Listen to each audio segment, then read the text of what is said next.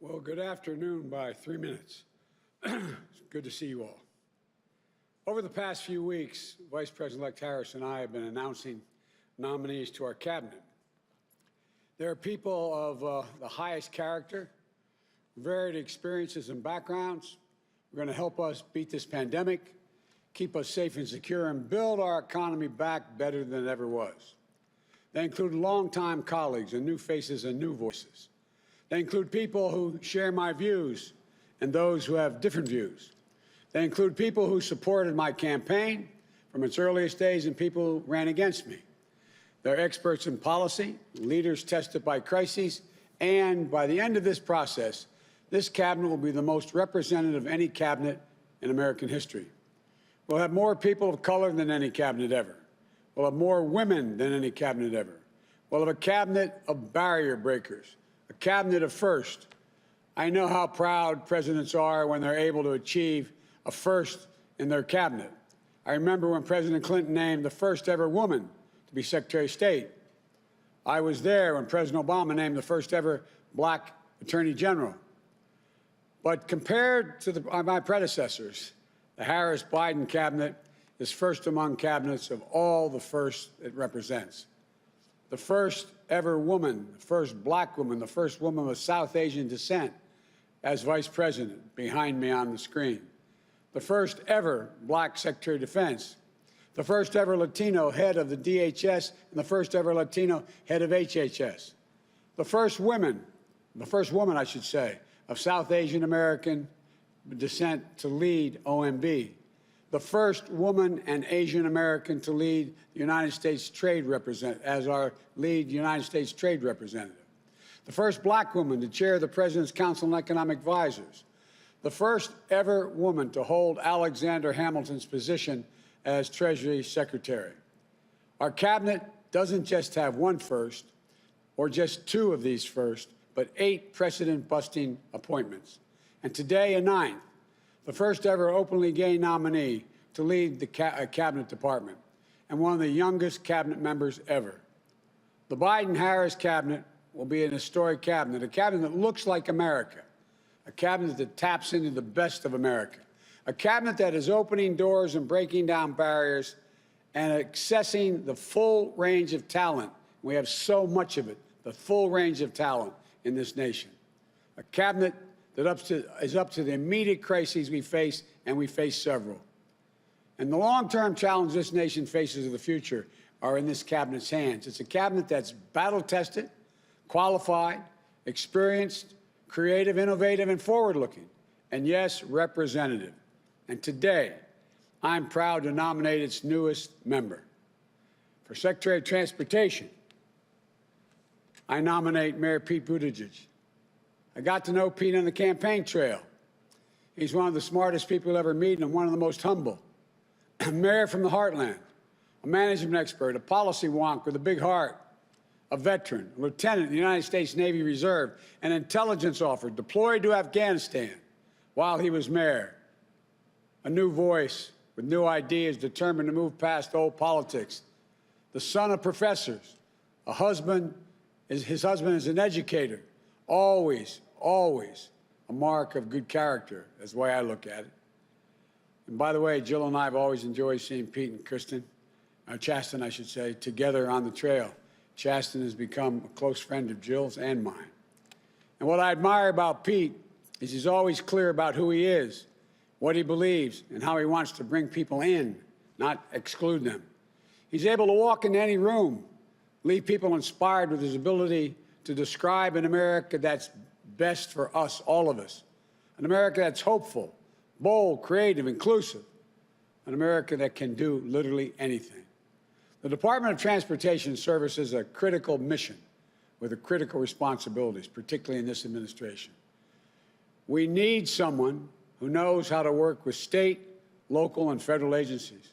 For example, right now, 1 in 5 miles of our highways are still in, quote, poor condition, according to the Society of American Engineers. Tens and tens of thousands of bridges are in disrepair, some on the verge of collapse, presenting a clear and present danger to people's lives. We're the world's richest nation, but we rank 10th. We rank 10th in overall quality of our infrastructure, according to the World Economic Forum. But there's so much we can do.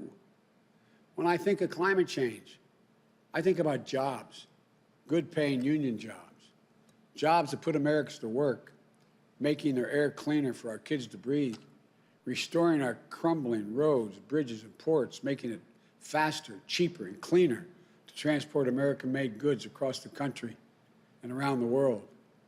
I know that when you were mayor, Pete, when people would come in to try to decide whether they're going to build something in your area, they'd say, where's the nearest railroad head? What about the water access? What about, and so on. This is going to attract businesses. Jobs that lay the lines for the second great railroad revolution, which is not only will slash pollution, but will slash commute times, open up investments in areas connected to metropolitan areas for the first time. You know, we selected Pete for transportation because the department is at the intersection of some of our most ambitious plans to build back better. When President Obama put me in charge of implementing the Recovery Act, which is over $800 billion to take us from crisis to recovery to resurgence, modernizing our transportation infrastructure, our roads, bridges, and ports were some of our most critical investments. We invested more in infrastructure than any time since President Eisenhower in the interstate highway projects. You know, they're projects that traditionally receive bipartisan support, that forge public and private partnerships. When we do those public and private partnerships and we invest federal money, we pull billions of dollars of private investment for every dollar we put in, federal dollar. And they put millions of Americans to work, strengthening our economy, our economic competitiveness, and rebuilding our communities for the future. Pete's got a great perspective of a mayor that solves problems and brings people together. He's got a vision of a next-generation leader, and with experience and the temperament to lead change today, to dig us out of this economic crisis. For example, helping cities and states to keep transit systems running for frontline and essential workers, and then helping them modernize their airports, their ports, their railways, to attract and retain businesses and workers, to advance racial equality, racial equity, as we build back better, include everyone, so zip code doesn't determine your access to a good job, a good school, a good education, and health care. To deal with the existential threat of climate change with real jobs, not just $15 an hour job, which I'm going to call for universally, but for prevailing wages, union jobs, paying $45, $50 an hour in benefits. Helping cities across the country in red states and blue states, red cities and blue cities, to build more climate-resilient communities to deal with the more extreme floods, droughts, and superstorms. Just look around the country today. What are we faced with? The West is burning. The Midwest is being flooded. The East Coast is being pummeled by more tornadoes and storms than it's ever had. We're in a state that's 3 feet above sea level. All of us along the Atlantic Ocean find ourselves with problems in terms of flooding. Look, working with states, businesses, and labor to install 500,000 charging stations for the next generation of clean vehicles, smart grid system, reducing energy consumption and ushering in a clean energy economy all across America. Some of you may remember I met with 5 leading CEOs in America and 5 leading unions in America. And the president of General Motors, after our conversation, our joint conversation, picked up the phone and called, I'm told, California, and said they're dropping their suit against California. They're all in on making sure that we're the first in the world to have switched to and be able to get to a carbon neutral economic way to power automobiles as a consequence of dealing with electric vehicles. We can own the electric vehicle market. It can put, with those 500,000 charging stations, if we can put 1 million jobs back in Detroit and in the Midwest, building cars. You know, Pete's can also carry out the department's duty to keep Americans safe on our roads and our highways and on our skies. Pete's going to help build back better with jobs and hope, with vision and execution. And I'm honored. I'm honored he's answering the call to serve his country once again. So please welcome the next Secretary of Transportation, Pete Buttigieg. Pete, it's all yours. Once they clean it up. Oh, you got it. Okay.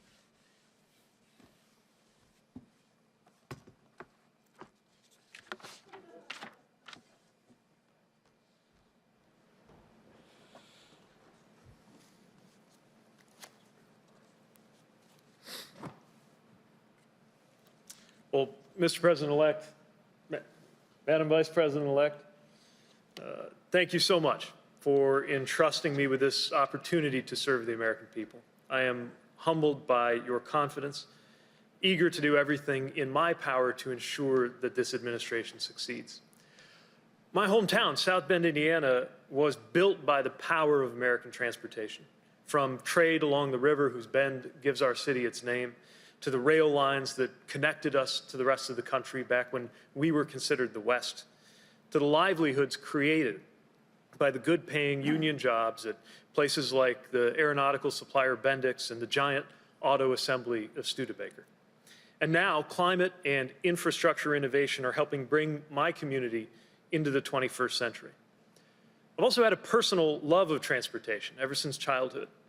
More than once as a college student, I would convince a friend to travel nearly 1,000 miles back to Indiana with me on Amtrak. Though I know that in this administration, I will at best aspire to be the second biggest train enthusiast around. I spent a spring break in graduate school aboard a cargo ship studying there.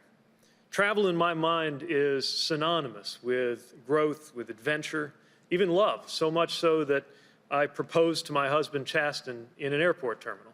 So don't let anybody tell you that O'Hare isn't romantic. And I want to take this chance to thank Chasten for everything that he gives and everything that he sacrifices to support me in public service. First time I ran for office was on a platform of supporting the Obama-Biden administration's rescue of the auto industry. And when I did first take office as mayor, in a city fighting its way out of the teeth of the Great Recession, infrastructure was at the heart of our vision. We reimagined how vehicles and people moved through the city, unlocking new economic vibrancy in our urban core. We built up partnerships, from a regional collaboration to improve rail service, to the public-private partnership that put our city at the cutting edge of bicycle mobility. We developed new forms of support for lower-wage workers in their commutes and added electric vehicle charging infrastructure to help prepare for a more sustainable future. We also dealt with the challenges created by generations of often inadequate state and federal infrastructure funding. With just enough resources to replenish the paving of every lane mile of street in our city only every 100 years or so, I faced a constant battle with that natural enemy of all mayors, the pothole. And in a community where more than a quarter of our residents lived in poverty, we worked to fill in the gaps that were created when underfunded transit resources left too many cut off from opportunity just because they didn't have the means to own a car. At its best, transportation makes the American dream possible, getting people and goods to where they need to be, directly and indirectly creating good-paying jobs. At its worst, misguided policies and missed opportunities can reinforce racial, economic, and environmental injustice, dividing or isolating neighborhoods, undermining government's basic role to empower everyone to thrive. And now comes a historic opportunity. This administration can deliver policies and resources that will create jobs, rise to the climate challenge, and equitably serve all Americans, all while continuing to ensure the safety of travelers and workers alike. America has given this administration a mandate to build back better. And step one in building back better, literally, is to build. Americans shouldn't settle for less than our peers in the developed world when it comes to our roads and bridges, our railways and transit systems. The U.S. should lead the way, and I know that in this administration, we will. We'll bring together leaders and communities from every corner, labor and business, left, right, and center, urban and rural, communities of color, tribal nations, mayors, counties, states, everyone who has a stake in American infrastructure to design a better future. Americans expect us to see to it that the idea of an infrastructure week is associated with results and never again a media punchline. My view of this opportunity is also shaped by being the youngest member so far named to this cabinet and the first millennial invited to a seat at that table. Newer generations have a lot at stake in infrastructure policy that, by its nature, must contemplate both the immediate and the long term. The question of how America will look by the middle of this century, the competitiveness of our economy, the security of our climate. For me, this isn't academic, it's personal. I'm also mindful that the eyes of history are on this appointment, knowing that this is the first time an American president has ever sent an openly LGBTQ cabinet member to the Senate for confirmation. I can remember watching the news, 17 years old in Indiana, seeing a story about an appointee of President Clinton named to be an ambassador, attacked and denied a vote in the Senate because he was gay, ultimately able to serve only by a recess appointment. At the time, I had no aspirations of being appointed by a president to anything. At that age, I was hoping to be an airline pilot. And I was a long way from coming out, even to myself, but still, I watched that story. And I learned something about some of the limits that exist in this country when it comes to who is allowed to belong. But just as important, I saw how those limits could be challenged. So 2 decades later, I can't help but think of a 17-year-old somewhere who might be watching us right now, somebody who wonders whether and where they belong in the world, or even in their own family. And I'm thinking about the message that today's announcement is sending to them. So thank you, Mr. President-elect. Thank you for honoring your commitment to diversity with this administration that you're assembling.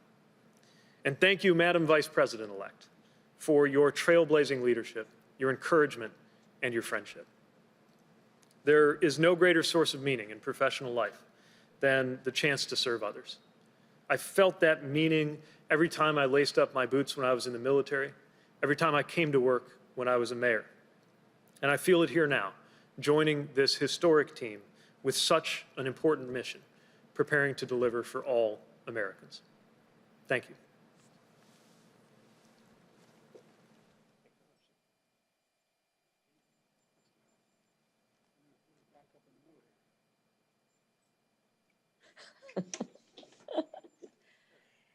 As President-elect Biden and I look ahead to the challenges we will inherit upon walking into the White House, we are focused on containing this pandemic and delivering relief to all who need it.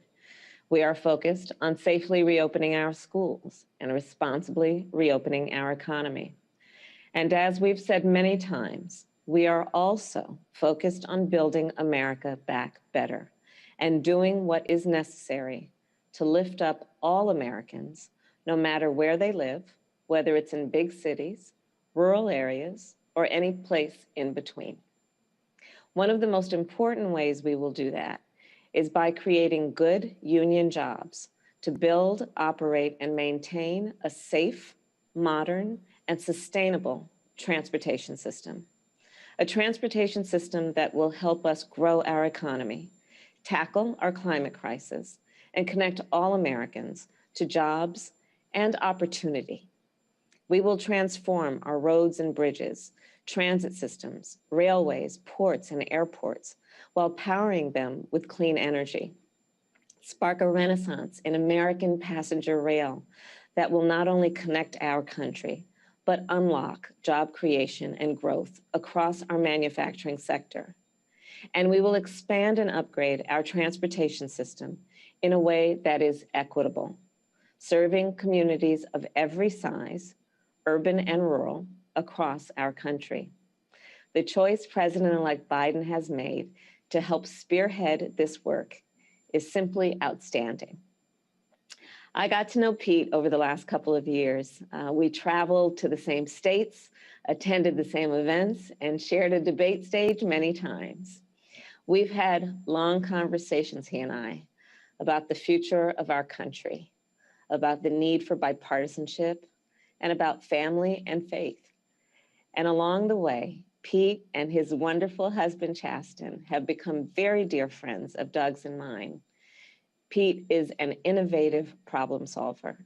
He has a sharp intellect and a deep commitment to uniting people across party lines and meeting our challenges together.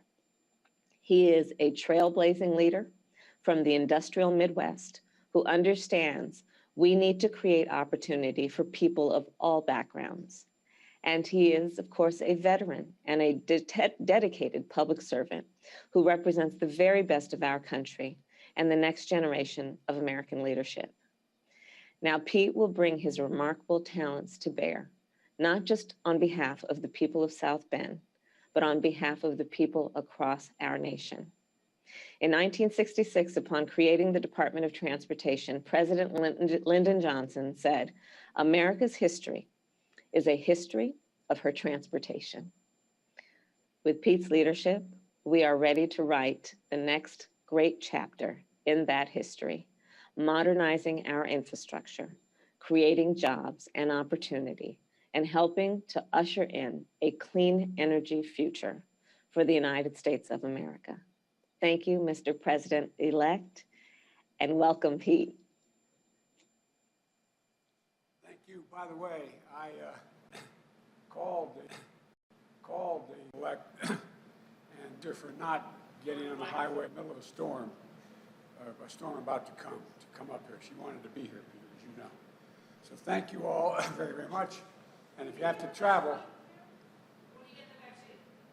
we're working on that right now. I don't want to get ahead of the line, but I want to make sure that we demonstrate to the American people that it is safe to take. They're working on that plan right now, and when I do it, I'll do it publicly, and so you all can actually witness my getting it done.